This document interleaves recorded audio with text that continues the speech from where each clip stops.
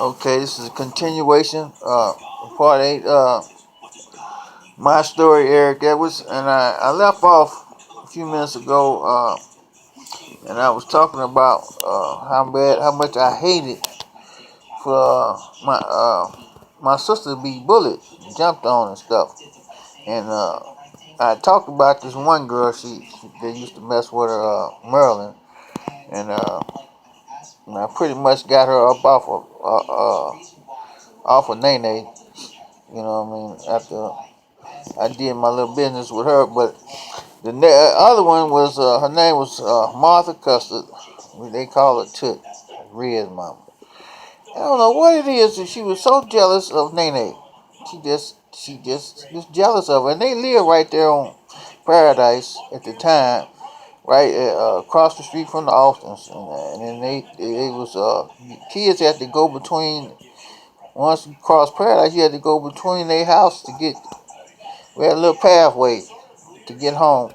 You had to cut through that little street there, their yard right there. You go past the Austins there, and then there was the Custards, the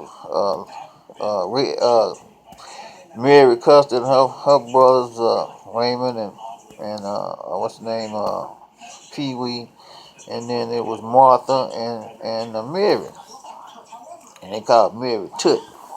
Anyway, she had a thing for bullying Nene, and I had my feel of that. So I had her on my list, and so I waited one night. I used to watch their family, and they used to leave their window open right there in the kitchen at night. And it was hot back in them days. They didn't have no damn air conditioners. And people had fans, and some folks didn't have no fans. And you should leave the windows open. And I watched, and I made my move one night. It was dark. It was quiet, and I crawled in their damn house, up through the window in the kitchen, and that bedroom was the next room over from where the kitchen was, and she was in there. They was all everybody was asleep. I went up in there and I got on top of that girl in that bed and started choking her ass.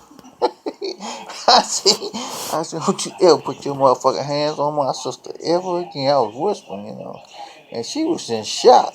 She couldn't believe that was me. And I was like, don't you ever fuck with my sister no more. I'm telling you now. And you don't want me to come back again. And I crawled up out of there. On the way out of there, I grabbed a piece of chicken off the table. Yeah, I took my ass right on out that window, was gone. And I'm telling you, from that day on, she kept her hands off of Nene. She used to tell folks all the time. She said, that damn Vine crazy. Y'all just don't know. That nigga crazy. And I was like, yeah, I sure like a fox. Well, she kept her hands off my sister after that. Nobody, and that was that. You know what I'm saying? Wasn't nothing else said about it. That was the way it was back in them days, though. Like I said, uh, it was so many children out there in Rusty. It was a bustling place with activity, and even you had packs out there. You had packs of niggas, and you had packs of dogs. You had dogs out there, and you had to have some rocks or sticks or whatever early in the morning. We had to navigate gate past dogs to get to school.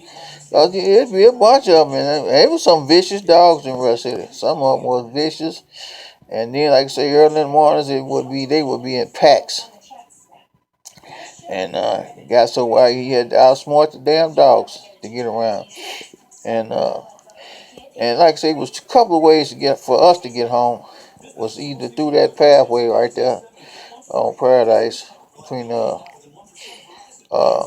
then it was a pathway, and then you could go around the other way toward the highway way, which back over there by where Jesse lived. Uh, and when that was seemed like that was a long way.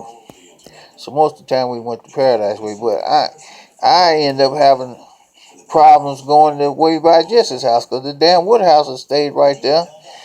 And that damn Sylvester Woodhouse, I never get, he was bigger than me. He was bigger than everybody. And he just had a thing for me. He would be waiting on me every day when I come through there. and jump me and take my shit, take my little candy, whatever I had, and I sit there and cry and go on my own back home. Well, and I can't understand for the life of me why I let that go on as long as I did, but I had got my feel of that. And so I had, the last time he did, I said, I'm gonna get his ass. And I put me a stick.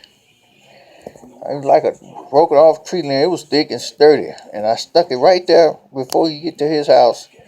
Right there, I laid it on the ground there by Jesse's house. So you pass Jesse's driveway, and you'll be right there at that corner, getting ready to go past their house. And here I come. Had a little bag of candy in my hand, and he was standing there. He was standing there, and I was trying to hurry up and get up there by where I had hid that stick before he got there, past there. And he was like, "That's right, come on up here with my candy, uh-huh." And I say, "Okay, I got your candy for you." And he, when I got closer, he got up. We got just about close enough to each other. I rested over there and picked up that big ass stick. It was too late for him. It didn't say anything because I didn't wait. As soon as I picked up that stick, I went to wailing. I whopped him right across his head with that damn stick.